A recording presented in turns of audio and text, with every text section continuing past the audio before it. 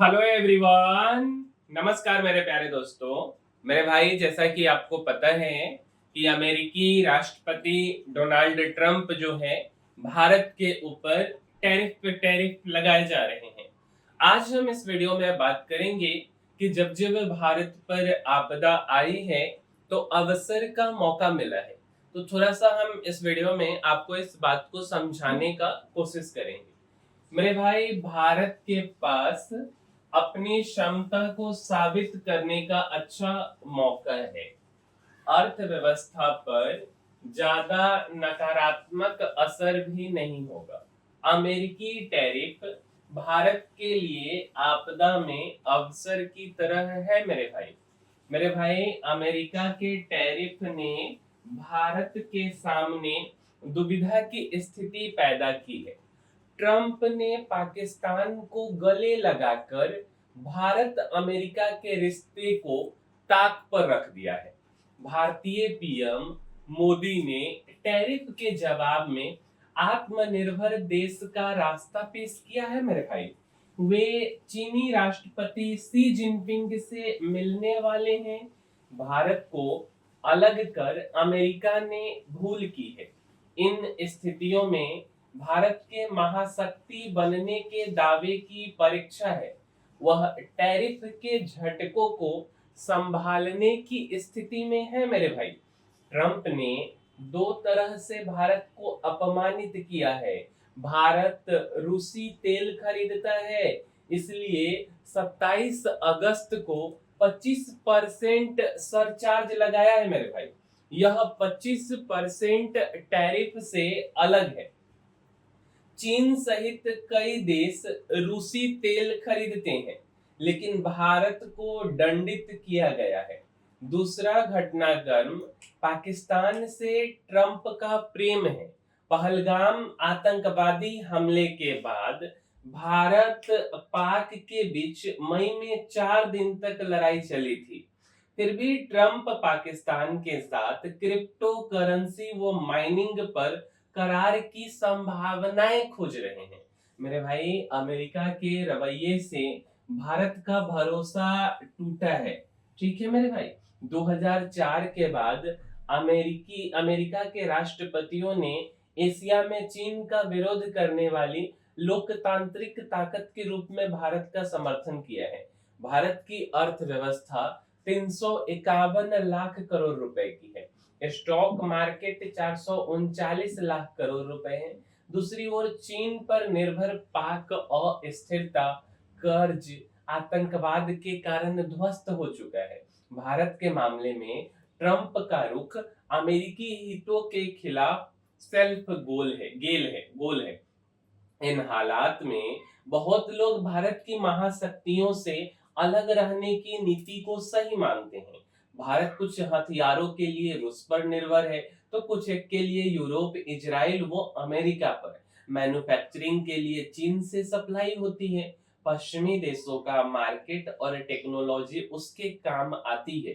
2020 में चीन से सीमा पर झड़प के बाद वाशिंगटन को उम्मीद थी कि यह अमेरिका से अर्ध गठजोड़ का मौका है। 2024 में भारत मजबूत रक्षा संबंधों के लिए सामरिक करार हो गया। बहरहाल पिछले कुछ महीनों की घटनाओं से ग्लोबल गठबंधनों पर संदेह करने वाले भारतीयों की आशंकाओं की पुष्टि हुई। उन्होंने हमेशा अमेरिका पर निर्भरता को खतरनाक बताया है। मोदी की आगामी चीन यात्रा से संकेत मिलता है कि भारत के पास विकल्प है। अमेरिका के फैसलों से भारत की क्षमताओं और मेरे भाई जो भारत की ताकत है कि परीक्षा का मौका अब आ गया है। पिछले 11 साल से मोदी जी राष्ट्र निर्माण, आधुनिकीकरण, केंद्रीकरण के रास्ते पर चल रहे हैं। औद्योगिकरण अभियान के मामूली नतीजे मिले हैं। नए जॉब पैदा नहीं हुए हैं, लेकिन कई कामयाबियां भी हैं। नई सड़कों, विमानतलों, डिजिटल पेमेंट्स और टैक्स प्लेटफॉर्म के कारण सिंगल मार्केट बना है। फाइनेंशियल सिस्टम मजबूत है। इन कारणों से भारत को टैरिफ के धक्के से उबरने में मदद मिलेगी। अंतरराष्ट्रीय मुद्रा कोष का कहना है 2028 तक भारत तीसरी सबसे बड़ी अर्थव्यवस्था हो जाएगा मेरे भाई। अमेरिका के आक्रामक रुख से भारत में पश्चिम विरोधी भावनाएं पैदा हो सकती है मेरे भाई। अगले माह मोदी और ट्रंप की मुलाकात भी संभव है। अटकलें हैं कि नरेंद्र मोदी सितंबर में संयुक्त राष्ट्र महासभा के समय अमेरिकी राष्ट्रपति से मुलाकात कर सकते हैं।